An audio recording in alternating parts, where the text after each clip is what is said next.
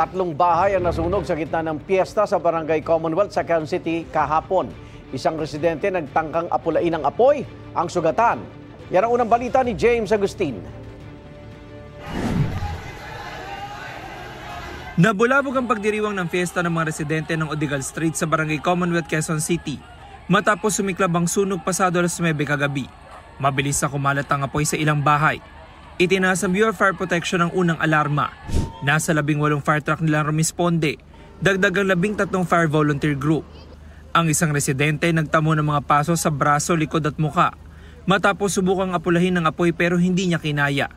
Dumaan siya sa bubong para makalabas mula sa nasusunog na bahay. Sa baba po kami, gumagawa po ako ng TV sa babae. Ay may sumigaw, umakyat po ako. So pagkakit ko, medyo malaki na yung apoy. Siguro inisip ko siguro na na baka kaya kong apulay. Habang tumatagal, lalo pong, kasi mahangin po medyo lumalakas po yung ng apoy.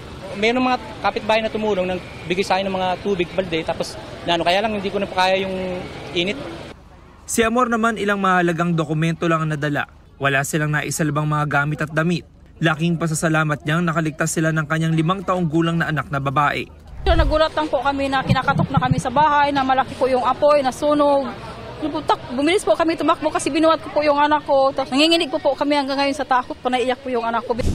Napula ang sunog matapos ang halos 1 oras. Ayon sa BFP, 3 bahay ang nasunog. Iniimsikan pa nila ang sanhi ng apoy na nagsimula sa ika-4 na palapag ng isang bahay. Ayon naman sa mga taga-barangay, umabot sa 6 na pamilyang naapektuhan ng sunog. Yung mga pamilya, if they are willing na pumunta sa mga evacuation area namin o malapit na covered court dito, doon sila muna. And yung mga pagkain naman, yung barangay naman nakahanda pagdating sa ganyan, pwede namin silang bigyan ng pagkain hanggang sa maging okay yung kanilang bahay na pwede na silang bumalik. Ito ang unang balita. James Agustin para sa GMA Integrated News.